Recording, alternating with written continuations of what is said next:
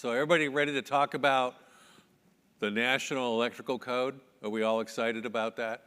I hope everybody had coffee or something this morning, because it's a tough one. Those coming in, if you could make sure to sign in, please.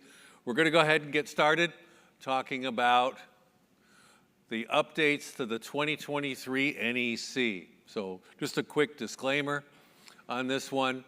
It's based on the 2023. It's not going to be all the changes. I went through and selected those that most likely will affect home inspectors. And the other thing is to make sure that we understand that we're not code inspectors. However, we're not code compliance inspectors. However, you pretty much have to know or have a good understanding of the codes to inspect a house, because what's the minimum standard for building a house? The codes. So we kind of have to know them. We're just not enforcement officers. I also don't put the word code in a report. It doesn't go in a home inspection report. Some people do, and if that's your choice, then great. I choose not to do it. Even though I have the credential, I am a ICC certified combination residential inspector. That's just a credential. It doesn't mean I have the authority from the municipality to enforce codes. All right, so I went through the NEC, looked at the changes, and we're going to go through them quickly, but remember that these are not going to apply to any house until the local jurisdiction adopts these codes. So it's going to be houses that are plan checked per the 2003 NEC. Does anybody here live in a jurisdiction where they've already adopted the 2023? Really? That's fast. Yeah, so good. So all of Texas has adopted the 2023. Great. I inspect in California. We usually take a couple of years, because what they have to do is, our state, they have to take the 2023 NEC and make some changes to it, of course, and call it what? The California Electric Code. So that's going to be probably another year before that happens. So, okay, great. And then, of course, jurisdictions have to adopt it, and then they may have changes and so on. So it takes a while. So that's good. That I'm surprised that we have a jurisdiction that's already adopted it. That's great. All right. So a lot of the changes in the NEC are in the definitions. Now here's part of the change is that they took the Article 100 definitions, and all the definitions are now in the chapter that's called Definitions. Isn't that fabulous? Because previous versions, we had Article 100 definitions, and then at the beginning of each chapter within the NEC, guess what we had? More definitions. So it kind of makes sense to put everything in the chapter that's labeled definitions. So finally that's been fixed. Because if you were a user of the code book previously, you had to remember that you look at chapter 100 first, but then, if it's a question about, say, NMC, you had to go to Article 300 and look at the changes, or excuse me, the definitions that were there. So now, finally, they're all in one place. And we have a definition added, because it wasn't there before, of a short circuit. Now, that's something that I've heard about for years and years. If you hear short circuit, what do you think about? Electricity, right? Wouldn't you think there would have been a definition previously? And there wasn't. So we've got a definition of short circuit, and basically it's random current that can be line to line or line to ground that's uncontrolled, and it can be intentional or not. And what does it create? Typically a condition where you would activate an overcurrent protection device. Typically that's what would happen. Hopefully, that's what would happen before the metal starts to melt. So we have finally a definition for short circuit. They have also changed the definition of accessible. There's been some verbiage added because for some reason a lot of people thought that the electrical, let's say a panel board, only needed to be accessible during installation. They didn't understand that it means forever.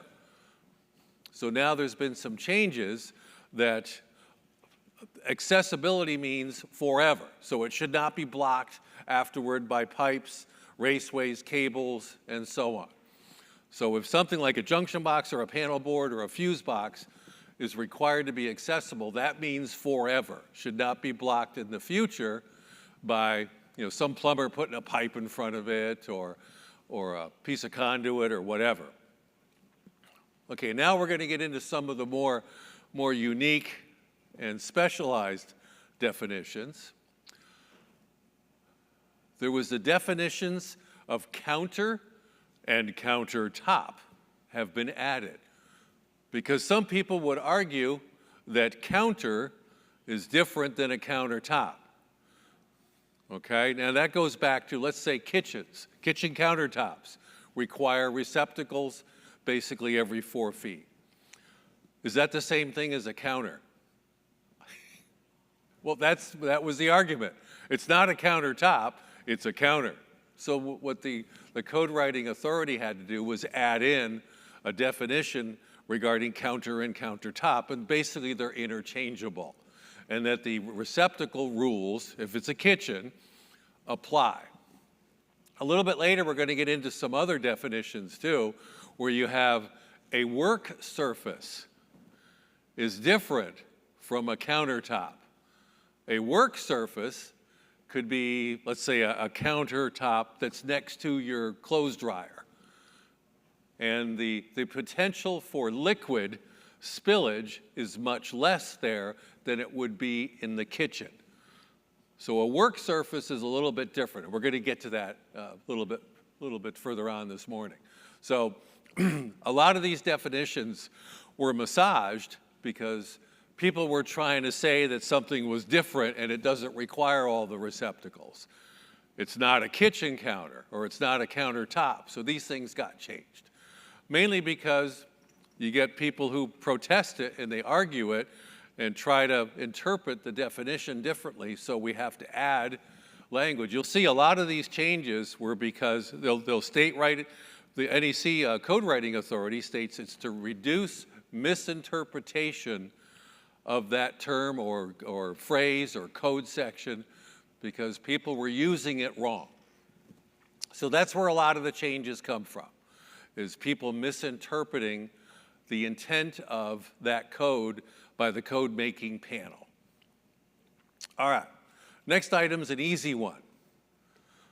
The definition of a feeder assembly was added. This is basically the cord that you use from an RV to attach to the pedestal or a manufactured home. If you're using this flexible type cord, it's called a feeder assembly. Typically it plugs into the pedestal and you've got maybe a 30 amp, 50 amp, 100 amp, whatever it might be, type of a receptacle for that cord.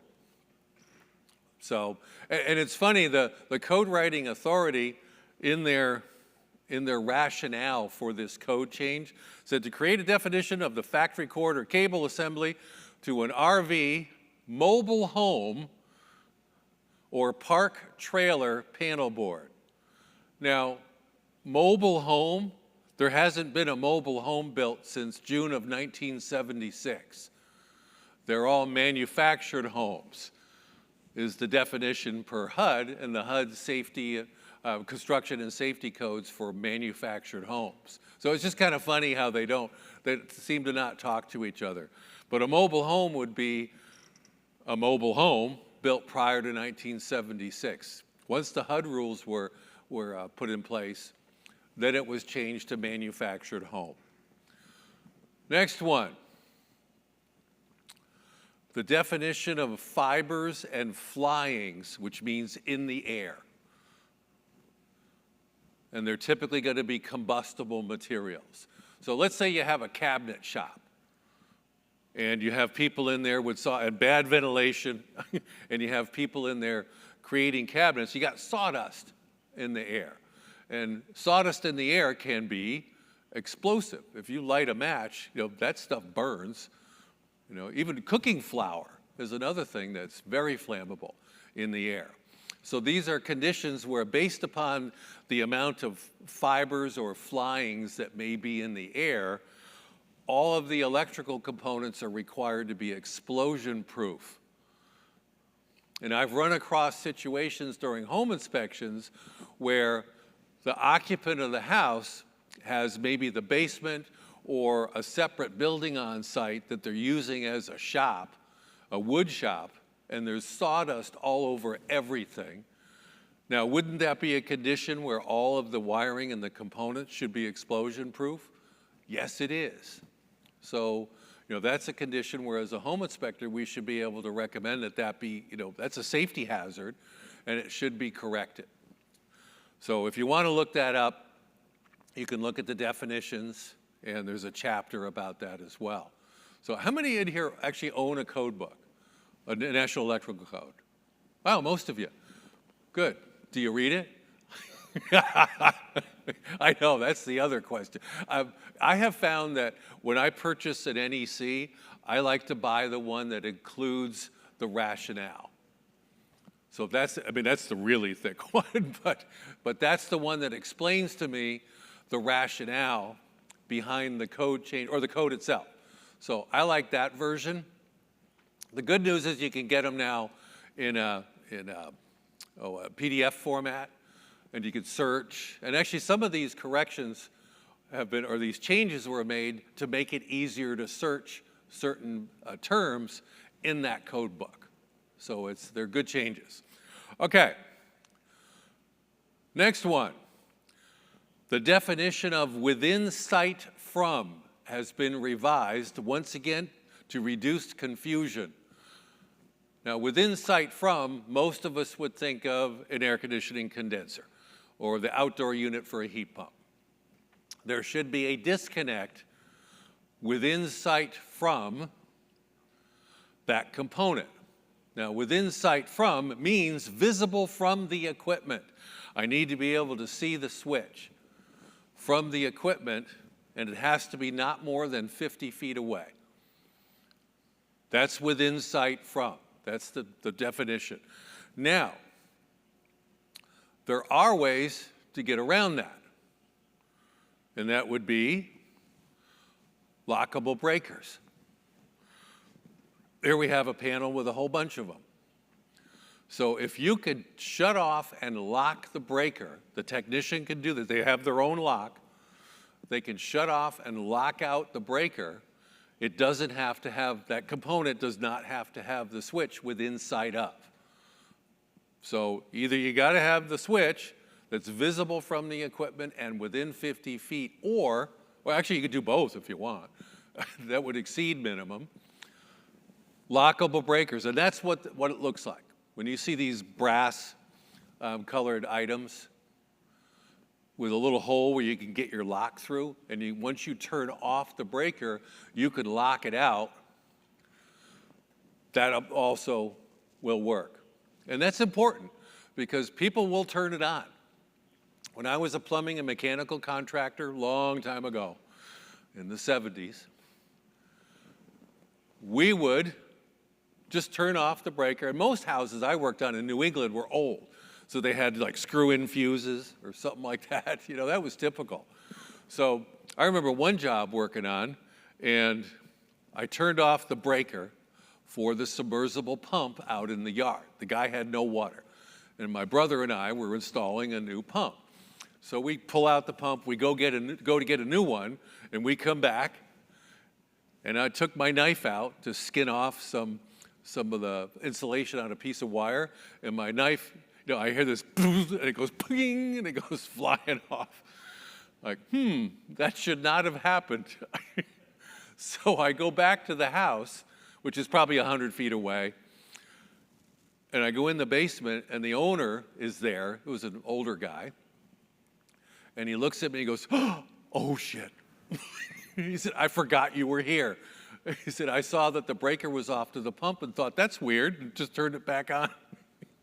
So we are out there working, And I didn't get hurt. My knife did. It's got a nice V in the blade now.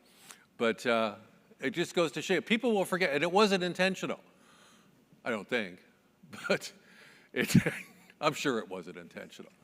But if you can't see it, if you can't monitor that, and it also taught me to always verify.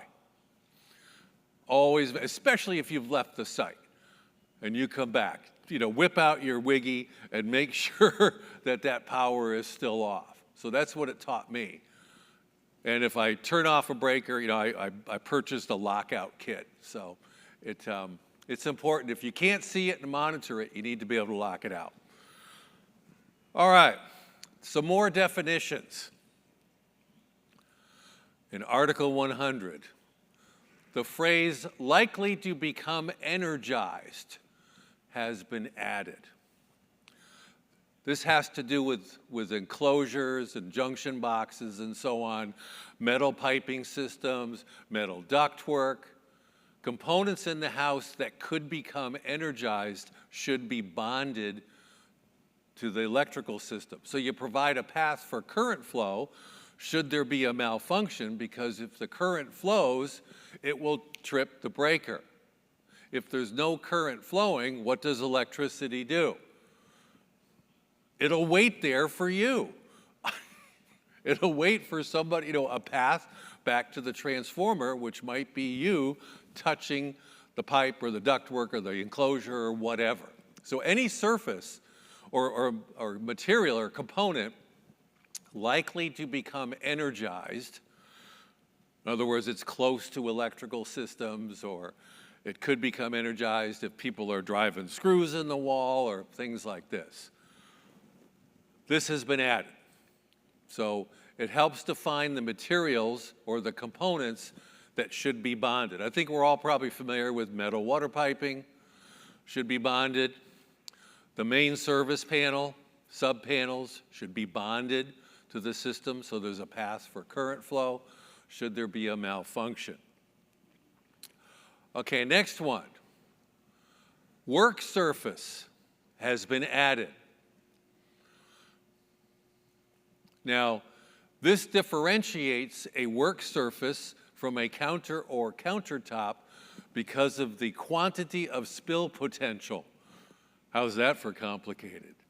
Certain countertops are now going to be called work surfaces because the potential for liquid spillage is much less than, say, a kitchen. We're always spilling stuff on the counter in the kitchen. You got the faucet going, there's water spraying all over the place.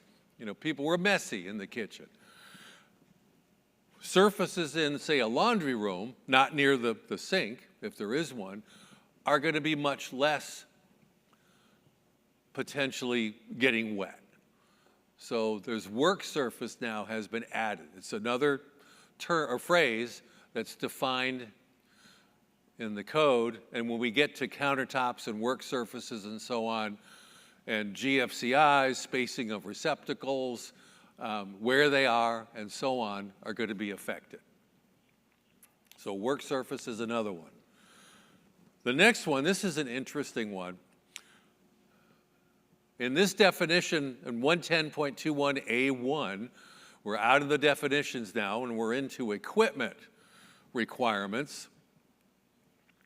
The word affix has been added and the word placed removed. And this has to do with labeling of the equipment. So, and what it says is basically that all labels require affixing to equipment instead of merely placing on the equipment. It's still a little unclear to me. I'm not quite sure what they mean.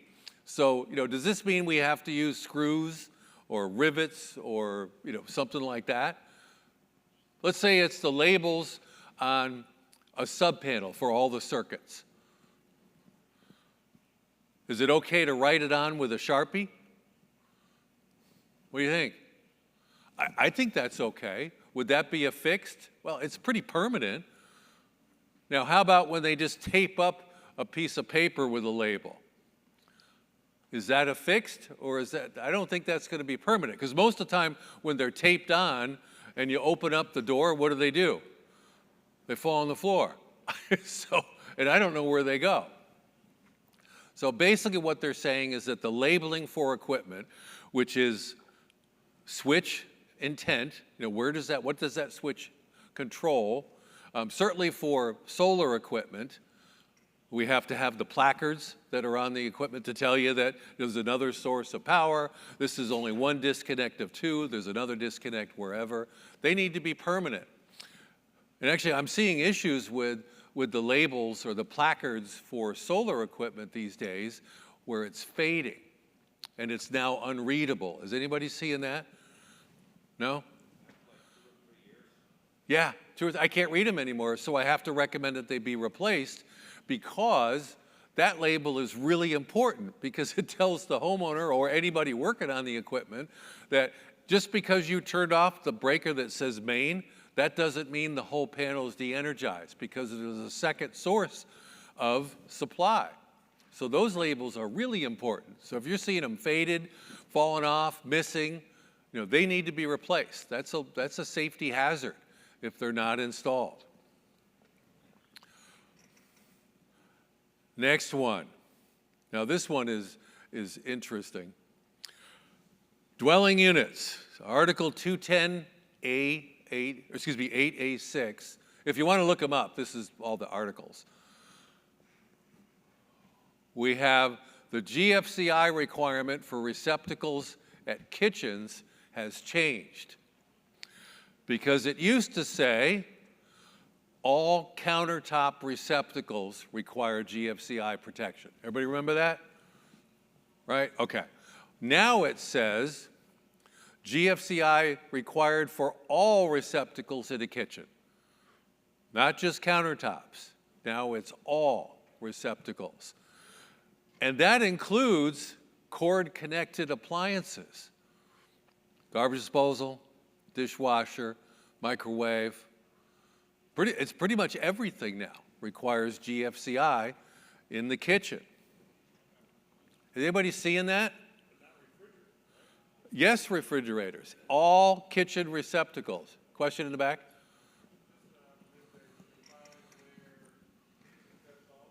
I'm sorry, I couldn't hear you. Does it define where the kitchen cuts off? Anything in the kitchen, it requires GFCI receptacle. So, maybe the dining room, if it's a specific dining room, that would not be included in kitchen. Okay? If the kitchen flows into the family room, there needs to be some delineator, I guess. I don't know, I guess the code official picks where you don't have to use GFI, but it's all going to require AFCI anyway. Now, to get back to refrigerator, the code doesn't care anymore. Kind of like that Shingles commercial. Code doesn't care. Some of you have seen it. Yeah. So, refrigerator, it's all kitchen receptacles. You're not allowed to even do a dedicated circuit without GFI. And I can tell you, if your refrigerator is kicking out a GFI, there's something wrong with it. There's something wrong. Our kitchen refrigerator, 2 of them are on GFI, never had a problem. They've never tripped the GFI. Not yet. I don't know, maybe something will be different when I get home. So I don't, probably no, I just jinxed myself. I tell you one thing, we do always turn off the water when we leave. Anybody here have one of those automatic, the valve with the app where you can turn off the water at your house, and it's an excess flow monitor? Has anybody ever had water damage in their house? It's horrible. It's horrible. And those valves are about $300. Of course, then you got to pay somebody to put it in. But you could, on your app, on your phone, you could shut off the water if you want. We always just shut it off. I don't even just let the thing tell me if there's excess flow. We just turn it off. It's kind of like the other one I really like is the app for the garage door opener. Because I get down the street and go, damn, did I close the door? Anybody do that? All the time. So the app tells me, door was closed 2 minutes ago. Cool. Anyway, getting back to GFCIs. Yeah. We're going to, Okay. And there's a big back and forth of it's within 6 feet of a sink, but we're not allowed to blow code. Okay. But they can protect this outlet that you can on the backside. Yeah. If the island is facing the family room and it's a low outlet, it's like within 2 feet of the floor, it's probably considered a family room receptacle. That's what I would say. But we're going to get into a lot more about kitchen receptacles. Anybody else? The 6 feet of water doesn't matter in the kitchen anymore. It's all kitchen receptacles. That's what you got to get that 6 foot thing somewhere else for the kitchen. Yeah.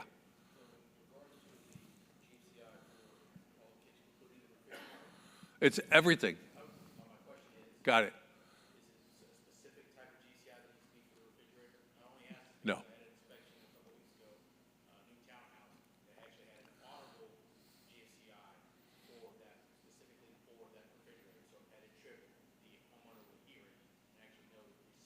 Cool. Just to repeat for the camera, the attendee brought up the fact that he did a recent inspection and the receptacle dedicated for the refrigerator had a GFCI, which is required because all kitchen receptacles require GFI. However, it had an audible alarm after it tripped, which that's cool. That's not required.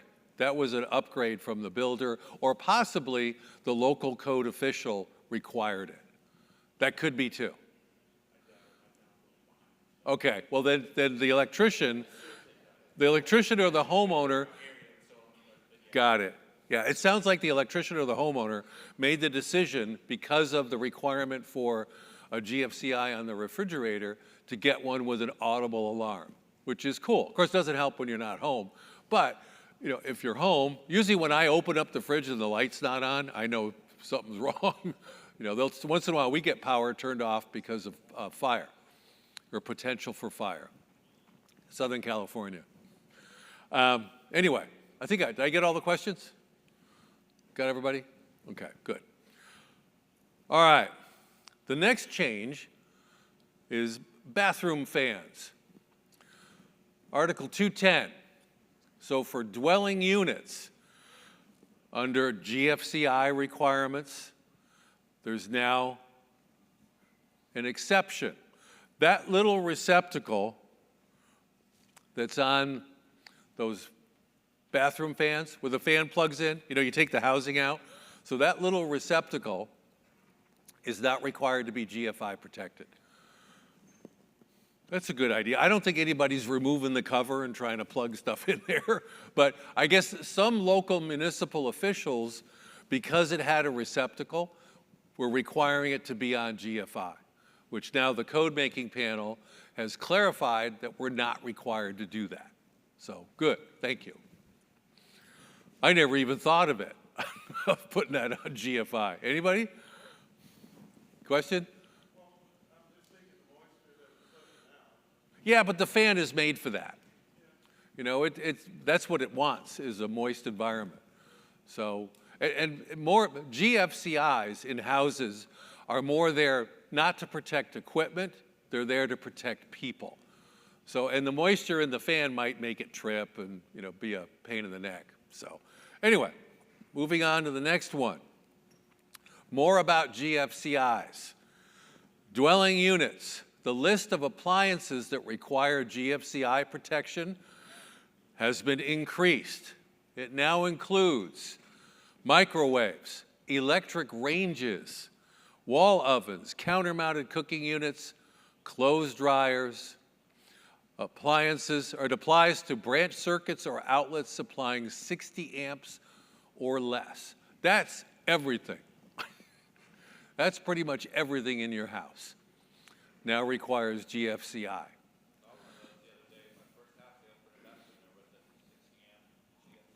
Yep. What do you pick?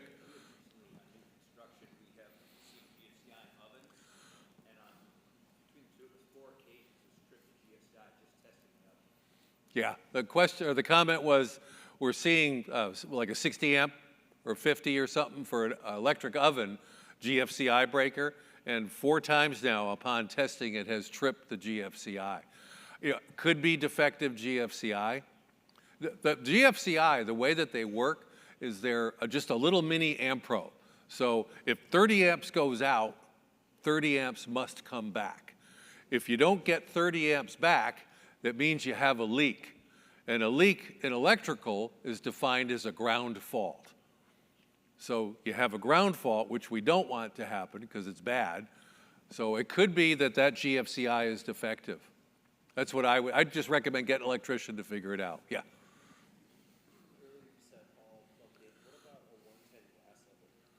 A 120 volt what? All kitchen receptacles require GFCI. That's the answer. To every, people ask me, what about a gas oven? What about, you know, disposal or whatever? The code now says all kitchen receptacles. That's it. Now, is it going to be a problem for some people? Yeah, if you got old appliances. But this is for new, because this is 2023. This should be, you know, mostly new stuff. I'm not going to recommend that people go backwards, you know, retrofit stuff, you know, for all kitchen receptacles because the code has changed. Now, I recommend a lot of things as upgrades. You know, consider upgrading to GFCI protection for optimal safety. Now, do I get people calling me back about that? Never. Who's gonna? I don't want optimal safety, damn it. What do you? I mean, really, come on. It's just, it's an upgrade recommendation. That's all. Okay, next one. Outdoor outlets. Now, this is one that hasn't, I don't think it's in effect yet, but this is something that they're considering, is when new equipment is installed, outdoor outlets, new equipment is installed, like HVAC, like a condensing unit, GFCI will be required. Because you want a GFI on your air conditioning unit, right? I think if they make them where they have, you know, they allow in-rush surge for startup, okay. So I think there's some technology issue still we're waiting for on this one. So they haven't changed it yet.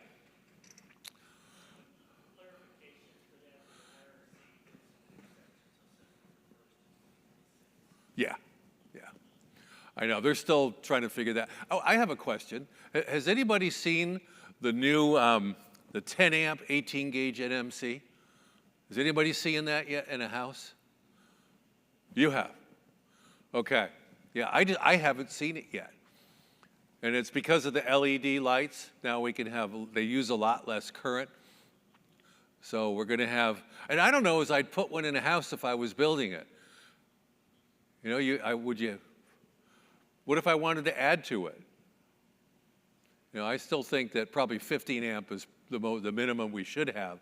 But the code is going to allow now the 18 gauge 10 amp cable. You had a question? Most of those kitchen appliances, those circuits are going to be dedicated. You're going to find the GFI in the breaker panel, correct? Yes, the question was about a lot of these circuits in the kitchen now where they're required to be GFCI protected. Most of them are going to be dedicated circuits, that's right, for oven, for range hood, cooktop, microwave, you know, which they should be dedicated circuits, but the cheapest way probably to do the GFI is going to be in the panel, is where you're going to see them. So I don't think the GFI for the oven is going to be a push button 240 volt, you know, which, I mean, you can get them, but I don't think that's going to be practical. It's going to be in the panel, yeah. And I think we're going to start seeing more integrated panels that have, you know, everything's there.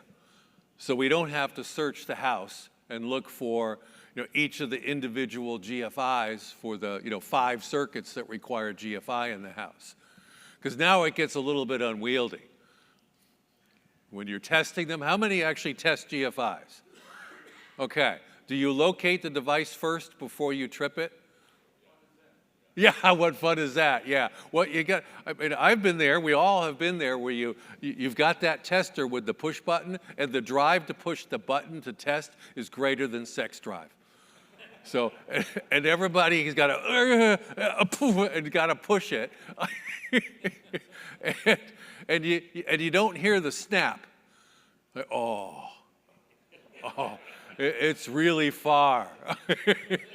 So, you know, I spent 45 minutes one time looking for the GFI device, and I found it finally. It was in the primary bathroom, and it was inside of a drawer.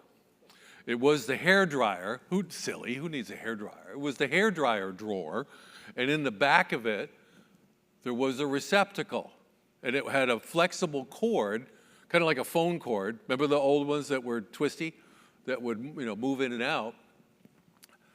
And that was where the GFI was. I never would have thought. You know, I'm looking all over the place for it. So that day, I took my GFCI tester and threw it away. Now my GFCI tester is right here, which forces me to find the device, and I push the test button.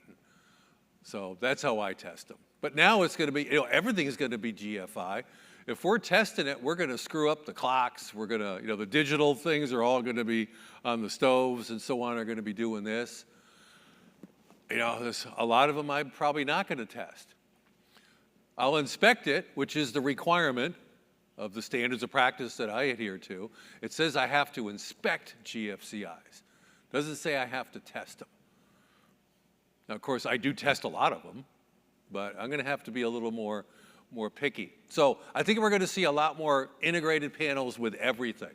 So you go to one place, and all your GFCIs will be there, all your AFCIs. You're going to have dual purpose devices for a lot of circuits. So a dual purpose would be GFCI and AFCI, and all at one place, because it's getting to be too much.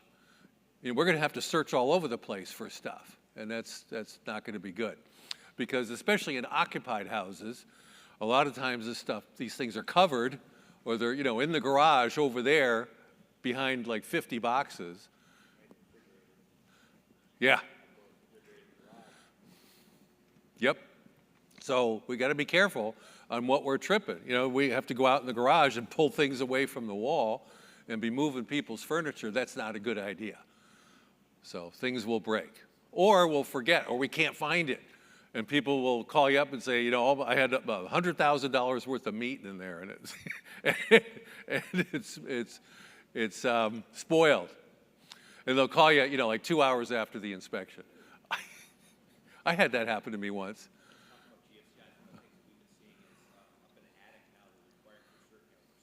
The service receptacle in the attic for HVAC, GFI.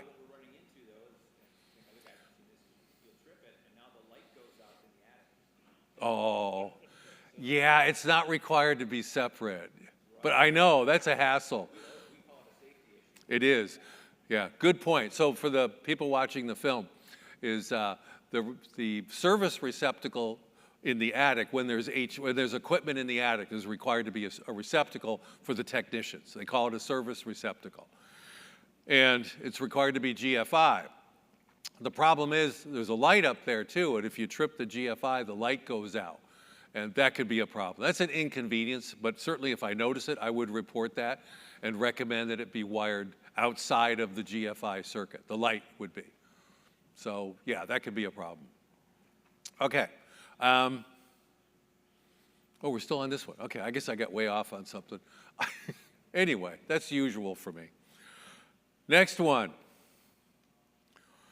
This is the big one. This is a big change. So, and I'm telling clients about this now. So let's absorb this first.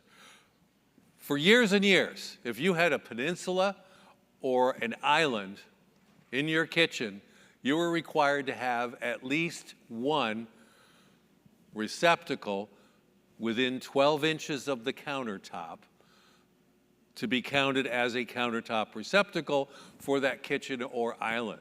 And all of us home inspectors, if there wasn't one, what did we recommend? Get one put in. Now, probably hardly anybody did that, but it was something we recommended. And we've inspected thousands of kitchens where there's receptacles within 12 inches of the countertop that were the intended required receptacles, right? Okay, completely different now. When I find a receptacle that's the one within 12 inches of the countertop that's intended to be that, serving that countertop, I recommend that it be relocated. I don't say removed, because then people will just remove it and there won't be one. I say relocated to a modern type. And that's going to be one that, pops up out of the countertop, or a tombstone style. So there's a couple of different types. So the first thing is, getting people to understand this hazard. So I looked up some information. And over the 20 years or 30 years that we know of, there's been 9,700 injuries because of these below-the-countertop receptacles. And about 10 people died, pretty much children, because they yanked on the cord and, the slow cooker fell on top of them and they were burned, or they were, knocked out, or whatever happened. But 10 people died because of this. And that's apparently the threshold where it becomes a hazard and the code gets changed. So the NEC, the 2023 version, now requires that there be no receptacle installed there. And actually, you don't need to put a receptacle in at all, but you have to make sure that it's roughed in. New construction, it's roughed in, and there's a junction box underneath the countertop where the occupant can have one installed in the future. So there has to be a rough-in. So a junction box that's powered, that's ready to install a receptacle. So now I'm telling people, and I have for like the past year or so now, I inspect, lots of houses have island or peninsula receptacles, my house too, that are below the countertop.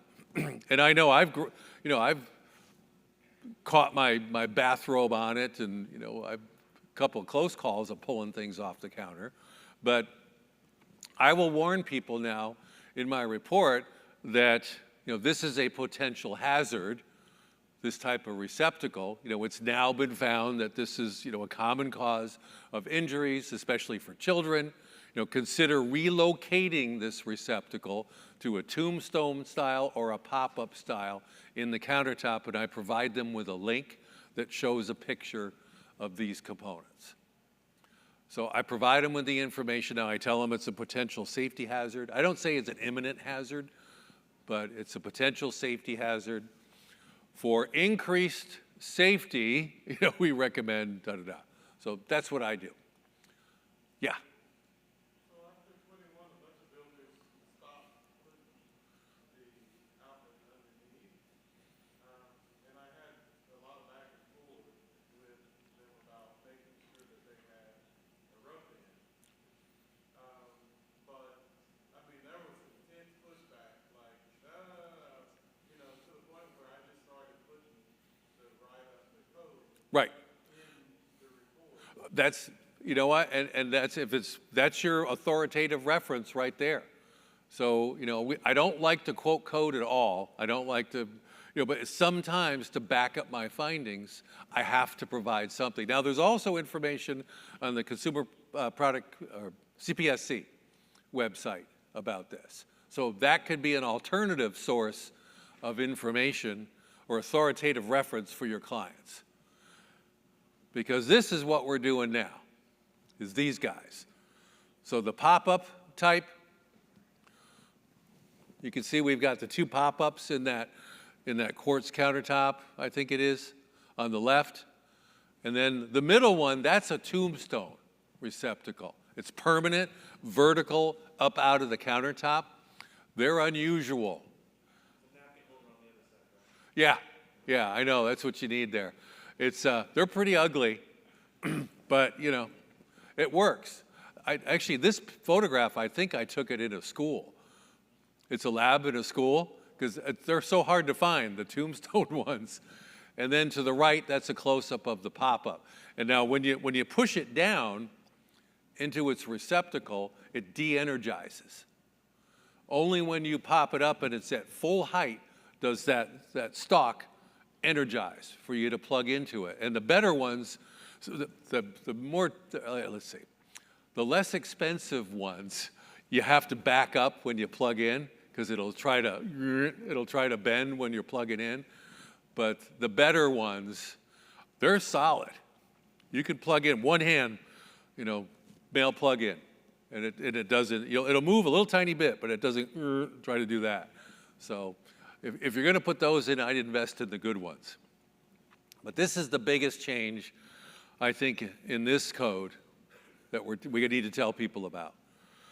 It's, and we have to warn people about in the older homes that have these. There's millions of houses that are going to have this.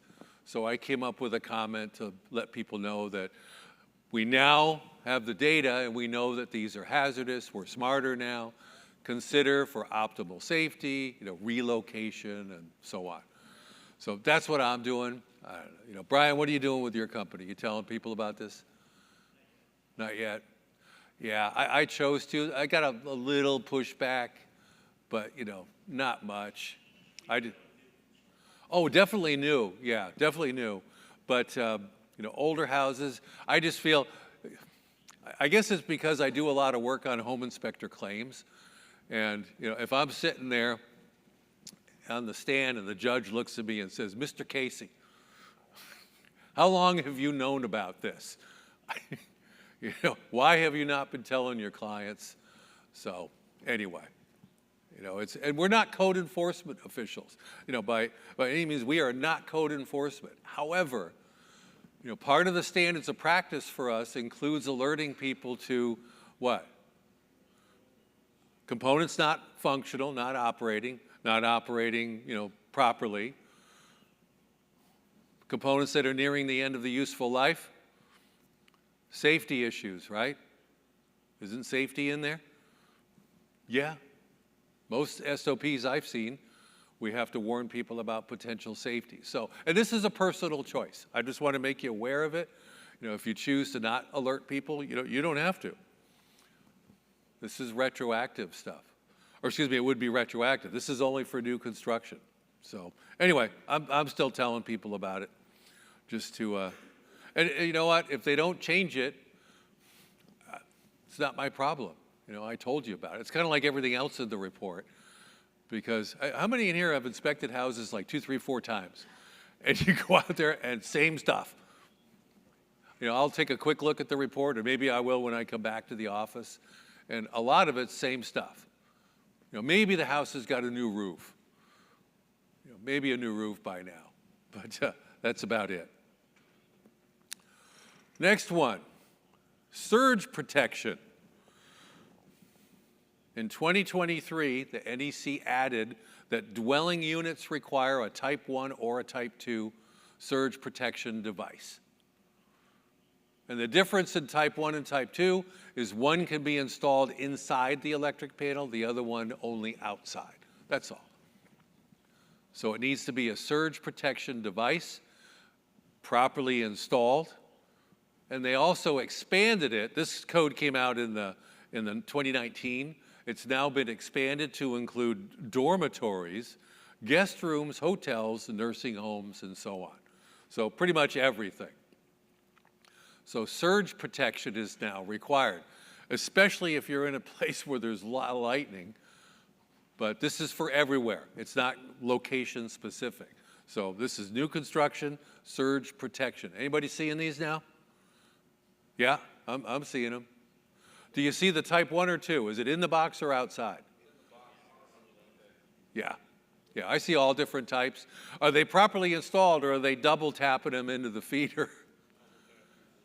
Yeah, double tapping the feeder is wrong. If you look at the brand name and the model number and look up the instructions, none of them tell you to insert in the main lugs where the feeder comes in from the meter. It needs to be installed, typically a 20 amp 2-pole breaker, as close to the main as possible, is what it says in the instructions. You see them on the bottom. Oh, I know, that's wrong. The instructions say for maximum protection, you want it up as close to the feeder as possible, because it might do something. There, the further away you put it, you now give access to all the other branch circuits for the lightning, which is the typical surge that we're going to see is going to be lightning. Laying in the cabinet's not okay? Well, it's the connection. It's where the wires connect. Yeah, but in the cabinet, it's okay if it's approved for that. There's type 1, I think, could be in the cabinet. Type 2 can't.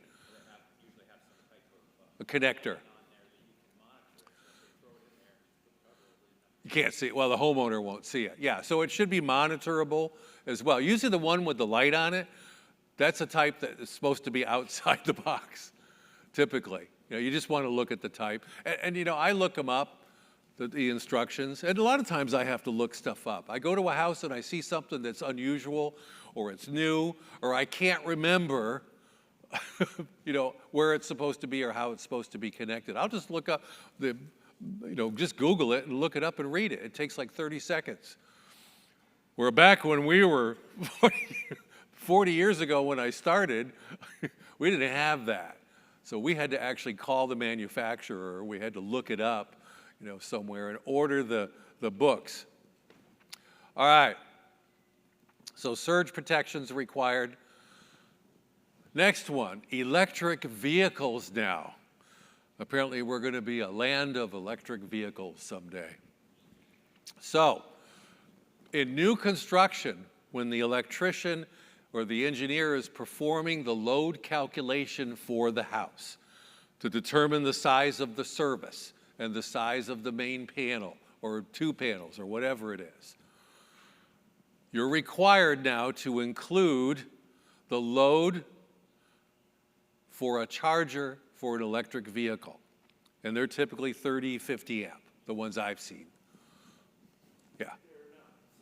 Okay.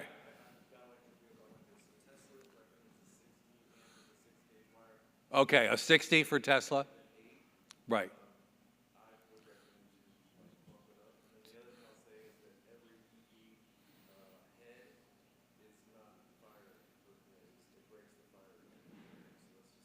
Oh, if it's installed right directly on the wall with drywall around it. Okay, yeah. A couple comments were made about the EV charger, that the control head could be a problem with breaching the fire separation between the house and garage, depending upon how it's installed. And also that some of them are larger than 50, they could be 60. Maybe we're going to see hundreds. But it doesn't say how much amperage in the code. It merely says you need to add to the load calc a section for EV supply. I think most of what I see, they're using 50 as the number. Another thing we have to see in new construction, I don't know if you're doing it anywhere than California, we have to include in California a minimum 3,000 kilowatt solar energy system into the calc. I don't think anywhere else is doing that. But we have to assume that the homeowners will add at some point solar panels, at least 3K, which is pretty small. That's not enough to power a whole house. I know we have an 8K system, kV system, and that powers our house. So you got to get quite a few panels to do that. All right. I'm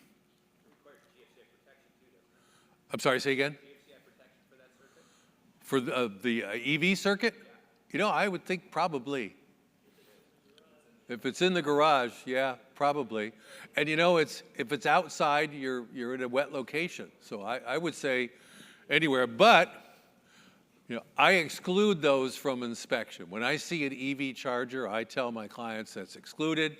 We don't inspect it. We don't determine whether the load capacity is figured into the panel, and whether it's installed per instructions, whether it even works. I don't know. So we exclude them. Okay. This is a clarification.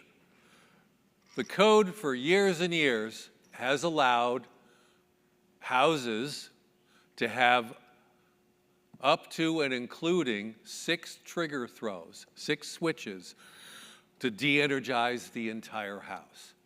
I know we've all seen these systems where you've got, the breaker panel and you've got, 5 or 6 trigger throws, switch throws to de-energize the house. I know there was one combination pull block and screw-in fuse panel that was made years ago that had 2 pull blocks, 4 fuses. That 6 and you could, either pull them or unscrew them, and that would de-energize the entire house. And that is still code compliant. However, a lot of times what do we see when we pull the cover? There's double taps everywhere. And what they're doing now, as soon as they have to add an extra circuit, it's a panel change out.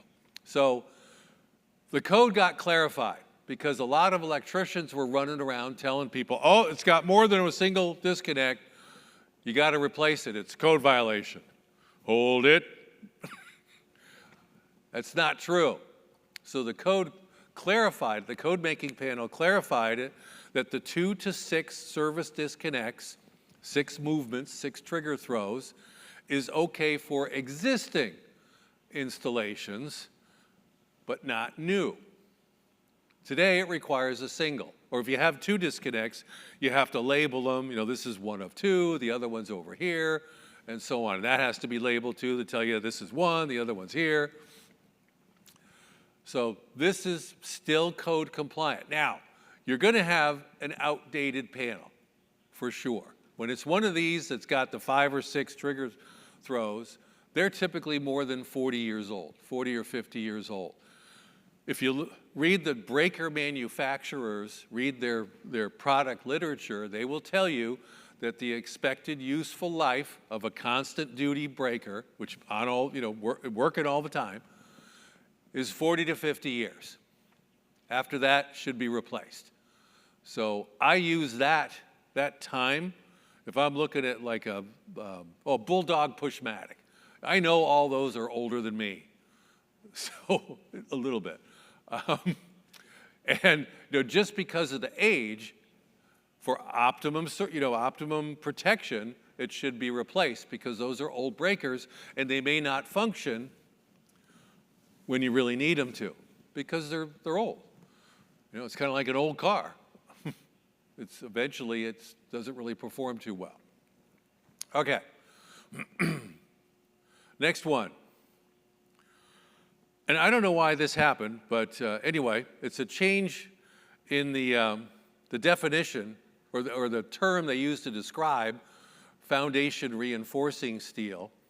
It's revised to replace the term reinforcing steel or rods has now been changed to rebar.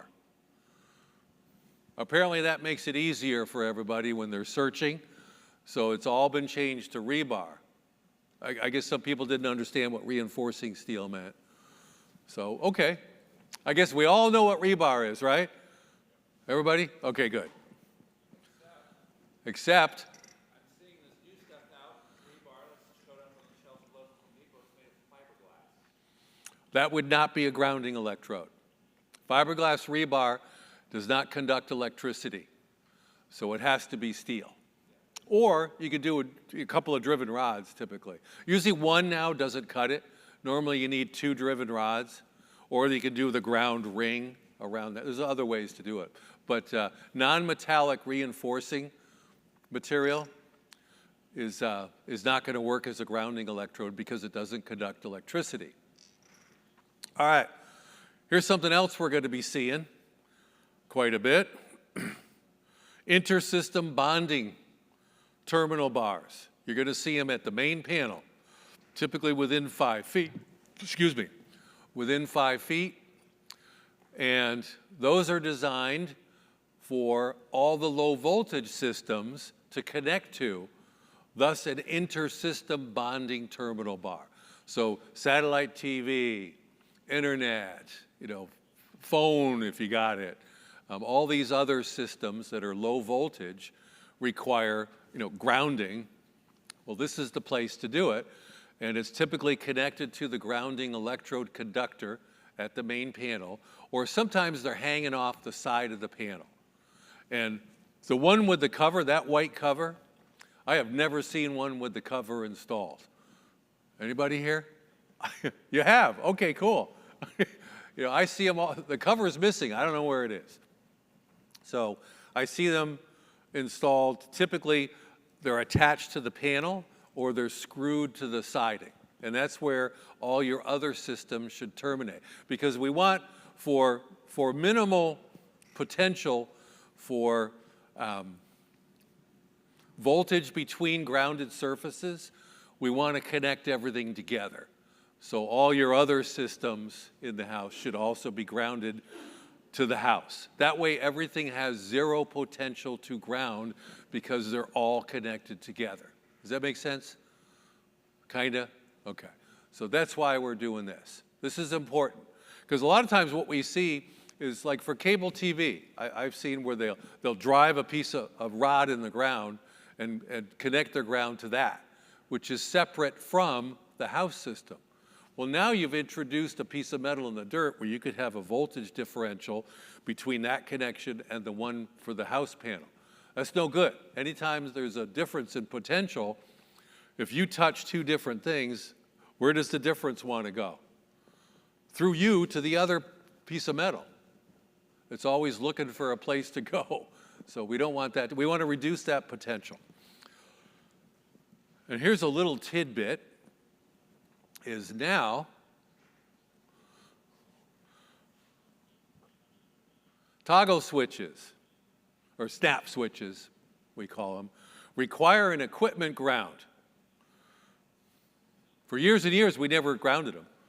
I don't know if anybody's been installed electric switches, but they all require that green grounding screw now, and there should be a wire connected to it. I know we don't remove covers. I don't, unless I suspect something, and then I kind of hide, and I don't want anybody to see me pulling the cover off. I might look, but switches now are all going to have a ground wire. And good for us, there's now some rules about the screws that hold the dead front cover in. Finally, we've got some rules. So there's been a requirement added that the screws be blunt end, well, duh, and that the screw not extend more than 1/2 inch past the tapped opening. Because what happens? We were seeing conductors were installed behind the screw, and regardless of whether it was blunt or pointed, you had no choice but to penetrate some insulation. And how many have had an incident while removing the cover? Yeah, it's scary. When there's smoke and sputtering coming out, that's kind of scary when that happens. And a lot of times, it's not anything we did. We were just the lucky person who happened to be turning that screw when it finally made contact with the conductor. So there are some rules now regarding these screws. Obviously, if you're seeing bugle heads or pointy end screws being used, it's incorrect. But this also has a limitation on the length. I know you guys have all run across the forever screw where you're like, doop, doop, doo, doop, and it's like that long, where it needed to be like maybe that long to hold the cover on. But of course, the short ones are easier to drop. So you always carry some of those in your tool bag. Because when you drop one, there's always somebody what? Watching. And when you can just pull one out of your bag, that's pretty cool. All right. Oh, I love tamper-resistant receptacles. Doesn't everybody just love these? Didn't you just run out and go put them all in your own house too? Yeah. Anyway, here's some good news. When you're building a house, if you have receptacles that are higher than 5.5 feet off the floor, they don't have to be tamper-resistant. So the one for your garage vehicle door opener doesn't have to be tamper-resistant, because there's not many others that are higher than that. Right? Maybe kitchen counter. But people can climb, kids climb on the counter all the time. So anyway, tamper resistant. Next one, snap switches again. A lot of these have the stab connections. And if you read it, it's confusing. What's allowed for stab and what's not. Basically, if you read it, they're only approved for solid number 14 copper wire. 12 is too big. It's going to damage it. Number 14, that's it. So there was some clarification added to wiring receptacles. Now, I'm not saying that we need to pull them out of the wall and look. I am not saying that. This is just a knowledge thing for you. Probably more for if you're doing work on your own house. So 14 is really the only approved. Now this code change is because of there's so much counterfeit material coming into the United States. Yeah. There's counterfeit material from other countries hitting the United States, and they needed some more oomph to the electrical code so they could go after counterfeiters. So this was added to Article 406.4 regarding GFCIs and manufacture of them. They're now required to be manufactured to UL 943 standard and also be listed. So you have to pay UL to get your product listed. It'll be tested, and it's expensive. So, of course, the counterfeiters are just going to say that it is. They're just going to say, yeah, of course it's listed, you know. Yeah, well, we'll see. Anyway, also, there's a note, the last bullet I have here, per 210-8A-B, or through B, all GFCI devices must be readily accessible. The definition of readily accessible means that you can walk up to it and you can touch it without a tool, without moving stuff, without opening a drawer. Required to be readily accessible.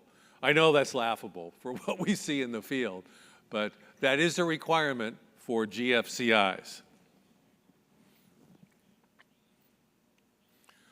More GFCI. All right, how many have run across B-Day seats? Okay, all the time. Now, obviously, well, maybe not so obvious, we exclude them from inspection. I am not testing it. I am not inspecting it. As a matter of fact, I'm not touching it. I like to lift it up with my foot. So I don't even want to touch it. So, I mean, they're great, but, you know, I don't want to touch anybody else's. So these things need power. Well, the upper end ones do. They need 120 volt power. And running a cord, an extension cord from the toilet to the receptacle for the sink is really not an acceptable method. Or I saw one recently, it was an extension cord run through a hole in the wall that went to the room, you know, on the other side, opposite the bathroom, and plugged into a wall receptacle. You know, obviously that's incorrect too. Extension cords is permanent wiring, not approved. But there is an exception in the code now, in the NEC, in the 2023, this is a new section that allows a simplex receptacle, which means a single receptacle, like that one in the picture. A single receptacle to be installed within the minimum 36-inch, you know, restriction for receptacles from the shower edge. So typically a bathroom should have no receptacles within 3 feet of the shower or the tub edge. This allows it to be closer. However, it requires that it be on the side of the toilet that's opposite the shower or tub, and it has to be GFI protected.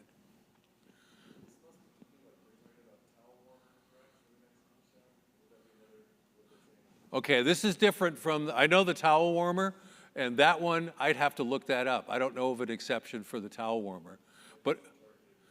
But there probably should be a, you know, if it was a separate receptacle, simplex, so nothing, a radio couldn't be plugged into it, and it was GFI protected, I'd be fine with it. Because that's pretty much in line with this one. But I've seen the plug-in towel warmers, and actually I've seen the electric towel warmers. Most of them are hardwired, and there's a switch right on the warmer. At least has been what I've seen. But yeah, you know, anything within 3 feet is questionable. But this is a new exception. And you can see in the photograph below, make sure you have personal protection too when you touch a toilet. You can see where that receptacle is right next to the toilet. But it's on the side that's opposite of that shower. So this is an approved exclusion for those bidet type of seats. All right, next one. Labels. Now this is a good one because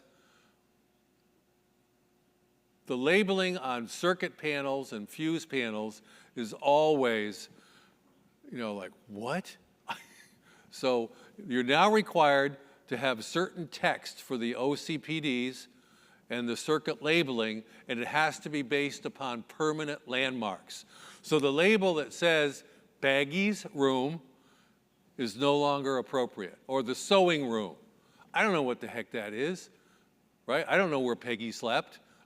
So, we've all seen these on breakers, on subpanels for the breakers or for the fuses. It's now required to be permanent landmark. And I've been calling this out for years when it's been, blue room or whatever. That doesn't, it's not based upon a permanent landmark. I'm going to recommend that the circuit be traced and properly labeled. And here's a new one, new part in this article, and it's been revised to prohibit the installation of panel boards in the face-down position. So in other words, you're in a room and the panel is up here. Has anybody ever seen that? I know an inspector sent me a picture. You saw it once? Yeah, an inspector sent me a picture of one recently. I was like, I'd never seen that. So, just up like this. It was on the basement ceiling. Like, never seen it, but it's prohibited. I told him, this is a couple years ago, that sure looks inconvenient to me. I wouldn't want to be working on that. Next one, dishwashers. So I know the picture doesn't really match that well, but for a dishwasher, the receptacle outlet for the dishwasher and the trash compactor, or a trash compactor cord, must be protected with a grommet. So if you're running the cord, past a notch in the partition like this, like you would for a dishwasher, because you want to be able to unplug it before you pull it out, right? The cord has to be protected from damage by the cabinet partition. Now this one I know I'm missing an outlet cover and a couple other things too, but this is the location that I'm talking about. And the next one, mini splits. Now I can't say as I've ever seen a head unit for a mini split in a bathroom until recently. And if you're going to put it over the tub, that's kind of weird location, but the code has changed to make sure that, or hopefully, to make sure that it's high enough to be out of the reach of people touching it while standing in water or standing on a grounded surface. Maybe the tub is metal, it could be a grounded surface. So, it needs to be at least 3 feet horizontally from the edge of a tub or shower, or more than 8 feet vertical from the height of the threshold or the rim of the tub. That's pretty high. Well, you got to have like a 12, 13-foot ceiling to get away with that one. So that's pretty high. This one obviously is not proper height. And then another item I'd recommend that we look closely at are those soaking tubs that we're seeing in high-end bathrooms. A lot of those aren't properly attached to the floor. I get up, I grab hold of it like I'm going to get in it, and a lot of them move. Have you guys run into that? They're not fastened. What the heck? That's dangerous. And I know at my age we're like fixing stuff in our house to hopefully prevent us from falling. And tubs like this they're notorious for not being properly fastened. They're relying upon the P-trap connection to hold it in place, and a couple of steel like all thread or something with like a cane for a cane base, that rubber thing on the bottom, and they're moving around. So check those closely.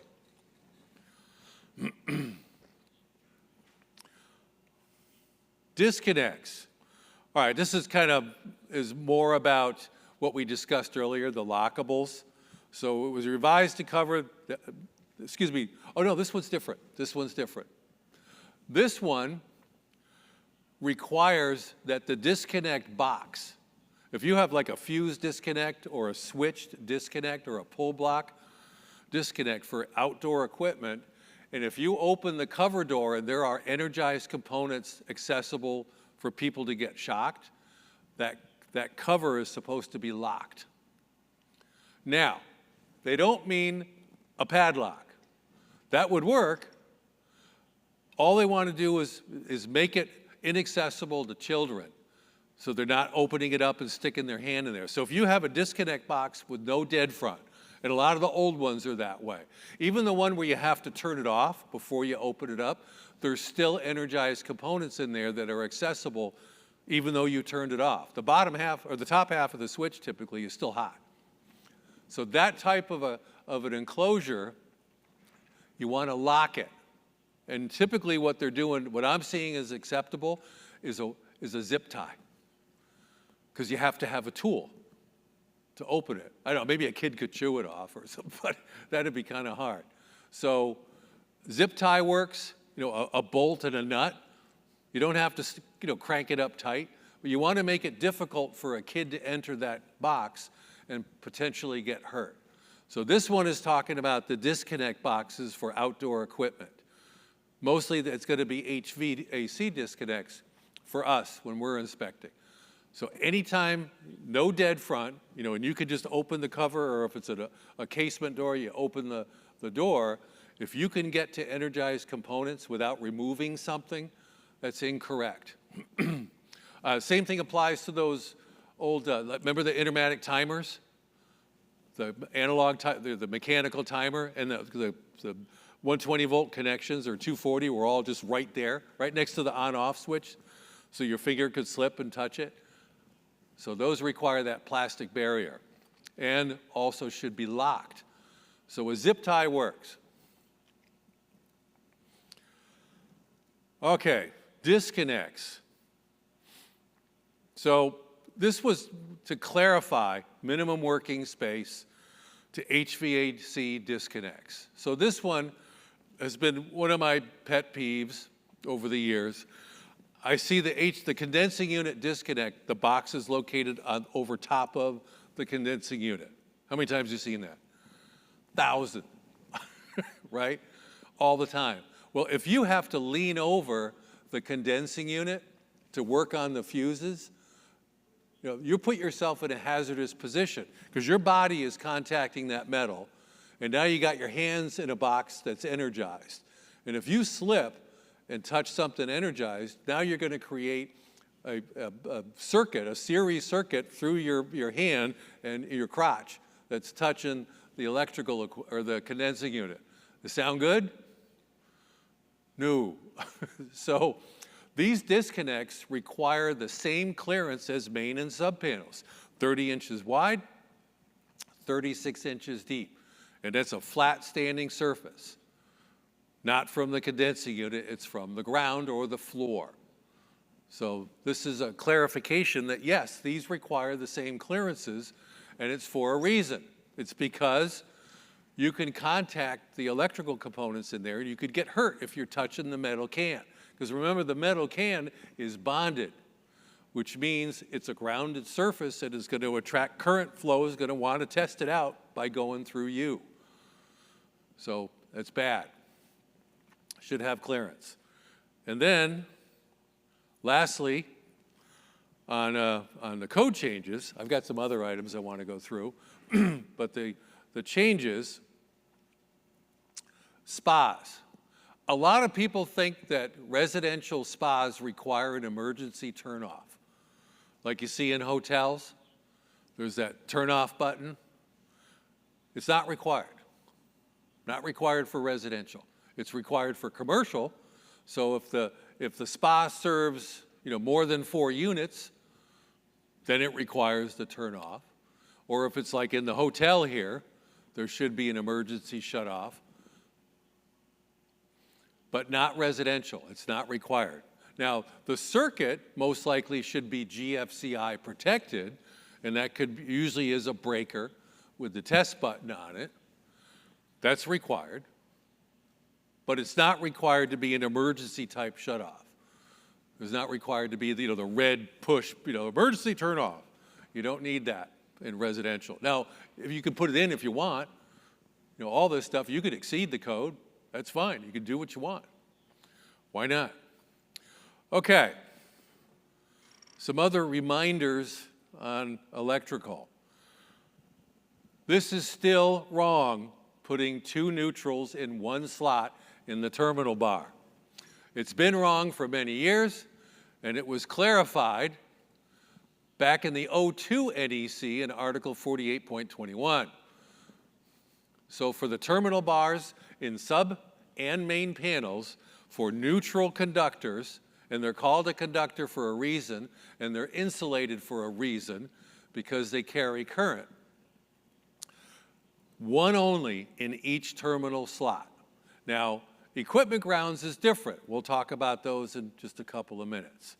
So, multiple neutrals in a slot is incorrect. Now, we see it all the time on older houses, even newer houses. If it's a new house, it's wrong, must be corrected. It's incorrect. Now, older homes, I will recommend that they consider having it corrected the next time they have an electrician out, or something like that. It's not critical unless I see evidence of overheating, which I do sometimes. If that white insulation wire is starting to turn a little bit brown or discolored, I know that there's an issue with proper torque on the screw. And if you got 2 of them in there, especially when they're different size, it's really hard to get proper torque and contact, surface area contact, on that conductor.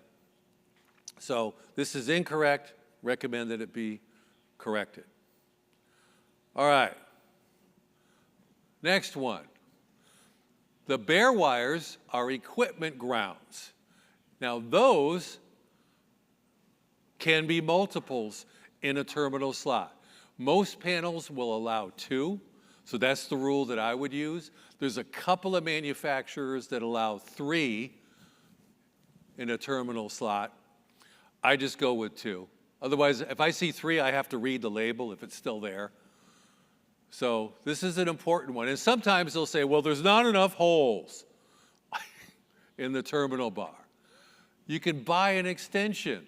They're like $3.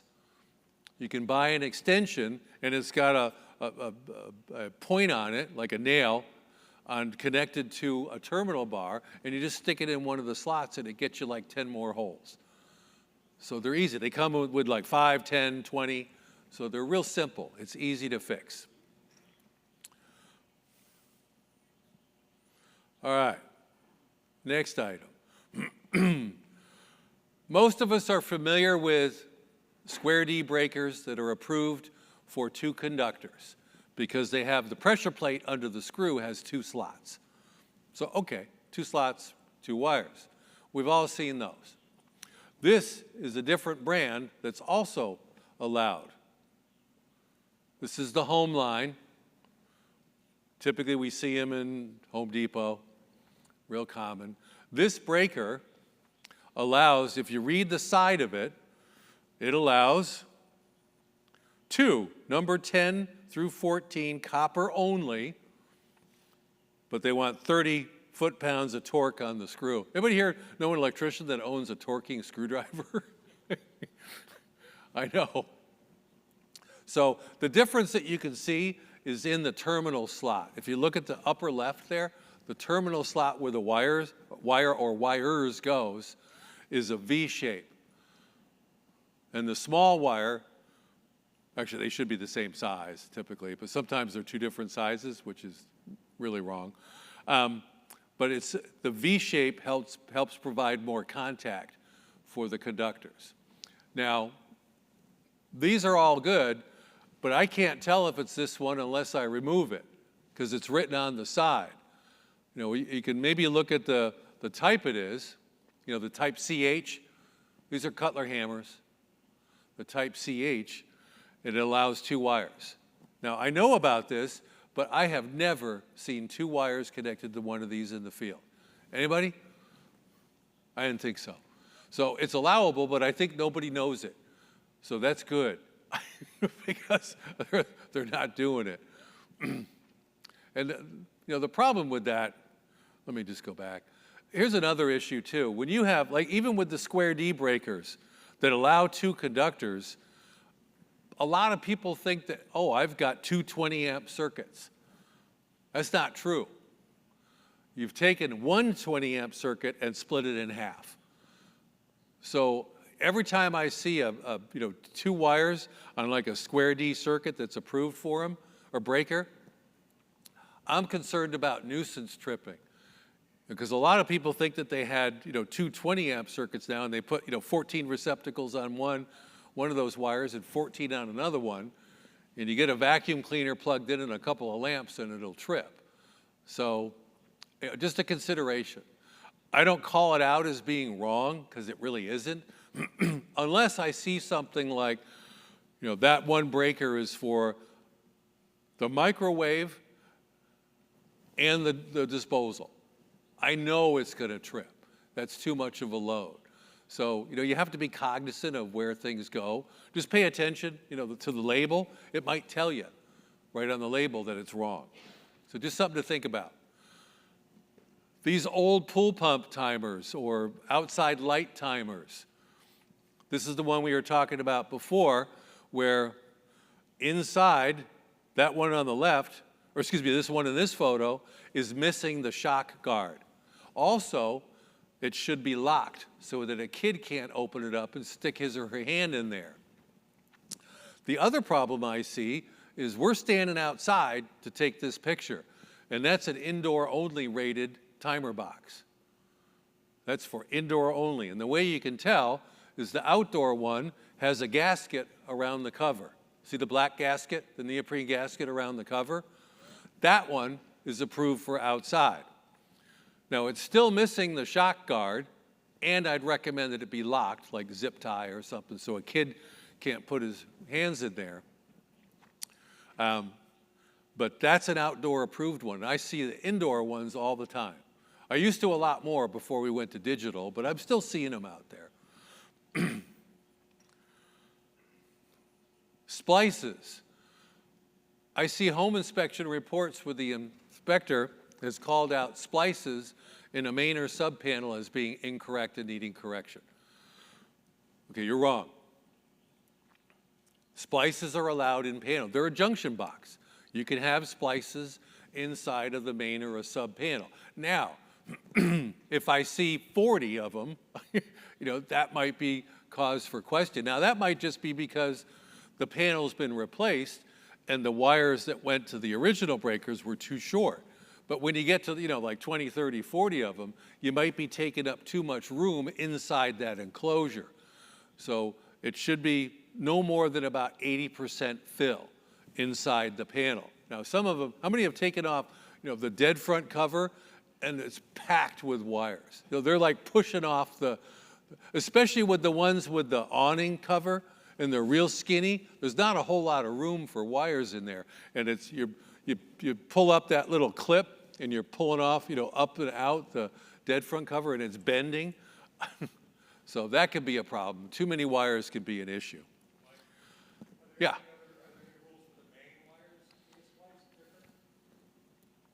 Rules for the main wires. The service entrance cable, well, there's the tap rule, but that's very specific and probably not something for a home inspector to try and figure out. If I see taps, for power, not monitoring. Service entrance cable, if that's tapped off of, I would probably be recommending that an electrician take a look at that. Yeah. Oh, too short. Okay, got it. All right, so it's lengthening it. It's not tapping something off of it. All right, so it's a splice in the main service conductors. Typically, at least where I live, that's allowed. And they have to use like a split bolt or a type of a mechanical connector, and then they have to just tape the heck out of it. is what I'm seeing. But it has to be proper size. You know, it probably is, but it would take me a while to find it. So let's look it up. Let's look it up. You know, well, it probably is allowed. I know in the chapter about, say again? I see it all the time. Me too. So I'm thinking it's allowed, but it's probably going to be in the service section of the code, and under conductors, there's going to be something about splicing. I know I've read it in the past, but it's been a few years. Actually, my wife was here. She would tell me it's 10 years, and she'd be right. You know, I think it's 2 years ago, but it's really 10. Everybody else getting that? I don't know what's going on. It happens, though. All right, so this is also wrong. Speaking of the service entrance conductors, this is our main circuit breaker. It's a back-fed breaker. You can see the feeders coming from the meter to the right. And then there's a couple of black insulated, looks like about a 12-gauge wire inserted into the terminal lug for the main service conductors. Is that wrong? Always. That's wrong. First of all, those lugs are not labeled for more than one conductor. So you could assume that any terminal connector is approved for one conductor only. So that's wrong just because of that. Now, the other problem is those 12-gauge conductors are protected by maybe an 800-amp breaker up at the transformer. There's nothing else. The first breaker, the main disconnect for your house, is after the meter, right? And it's down below that tap. So unprotected conductors. So this was an incorrect installation of a surge protector. Happens all the time. How about that one? Got enough NM cables going through there? What do you think, Charlie? Is that all right? That's all right. Yeah, but the sheathing is being scraped. You don't want to have abrasion of your sheathing. Okay? So that I know. I think I have one friend who's a real estate agent. And she hasn't called me in like 8 months. I don't know where she went. Actually, she retired. Anyway, so on this one, we need to have a stress clamp. And I know what in our jurisdiction, what the electrical inspectors allow is you could use a piece of like 1.5-inch PVC conduit there, about yay long, to protect those cables where they go through the box. So a male connector and a piece of PVC conduit would work. You just don't want it to be any longer than 2 feet, because once you bundle cables like that longer than 2 feet, now you have to do what? You have to derate them because of the heat buildup. So that becomes that's a hassle. So this can be corrected. You're going to have to disconnect everything. It's going to take you, an hour, but it could be fixed. Now, how about this one? So how do you want to fix that? You want to move the panel board or the water heater and the ductwork? Because you're required to have 30 inches wide clearance with no projections more than a couple of inches and 36 inches deep. Plus, over top of that electrical panel, we have what? A flue pipe. And that could what? It could drip. So it's a potential for liquid dripping on top of the box. Is that allowed? No, it's not. So this whole thing is screwed up. So what are you going to do to fix it? I don't know. Move the water heater, but you're still not going to, you don't have 30 inches wide. So you got to move the ductwork too, right? I can tell you that they're not having issues with nuisance tripping of the breakers because you can't get the cover open to reset a breaker. This is the proper clearance. So 30 inches wide, 3 feet deep, and that is from the standing surface all the way to a height of at least 6 foot 7 inches, I believe, or the structural ceiling. Now, is there a minimum height for a panel board? There is not, unfortunately. I think there should be. Maximum height, yes, and that would be 6'7" to the top switch. Okay? So if you have to go get a ladder to turn on and off the breakers, that would be incorrect. There's something wrong. Okay, let's just look at some more sub-panels. We've got about 10 minutes and we'll be closing up for lunch. Sub-panel, neutral and equipment ground separation. This is important because if you don't separate the grounds and the neutrals, and you're using equipment in the house, you're sending return neutral current through everything. Because if you connect grounds and neutrals together, what does electricity do as far as current flow? It will take any path available. And that will be through the equipment grounds, that would be through the panel, that'll be anywhere it can flow, it will take that path. It does not just take the path of least resistance. It takes all available paths. The path of least resistance will get the most flow in amperage. Joule's law. Okay? So, when you mix them together at a sub-panel, you're sending all that return neutral current through the white insulated, or excuse me, the equipment grounds, which could energize, if there's a malfunction, the case of the equipment, like the washing machine is a metal box, your range hood. Anybody ever touch the refrigerator and the range hood at the same time and get, oh, geez. Anybody? You know what that is? Yeah, you know what that is? Yeah, it's probably neutrals and grounds connected together, and there's some return current going through the metal case. Or it's a slight ground fault. So anyway, it's important. Now, I know the confusing part is that at the main panel, everything connects together. That's because electricity knows where the source is. And all the current that went through the house now is trying to get back home to the transformer. It wants to go home to mama. Doesn't want to go to the dirt, doesn't want to go to ground, it wants to go back to the transformer. That's its sole purpose, is to try to get back. So it's looking for a path. And what's that going to be? The neutral conductor that goes to the transformer. So main panel, we mix everything together. Just remember it's one neutral, one slot. One neutral, one slot. Question? When they use the green bonding path into the sub-panel, The green bond screw. so if they remove that, is there anything else that needs to be done? I don't know.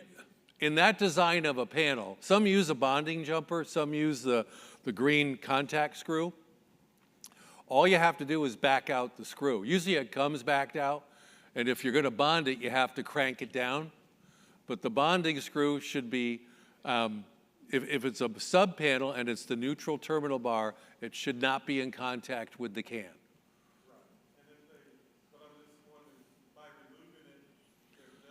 Well, if you remove it, that's fine. You can just leave it backed out. Okay. That works too. But removing it is certainly a more positive. Okay? All right. So this one was interesting.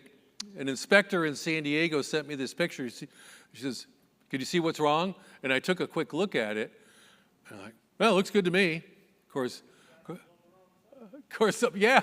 Exactly. I'm looking at it on my phone. I'm like, what? You know, it looks fine. Well, the bars are switched.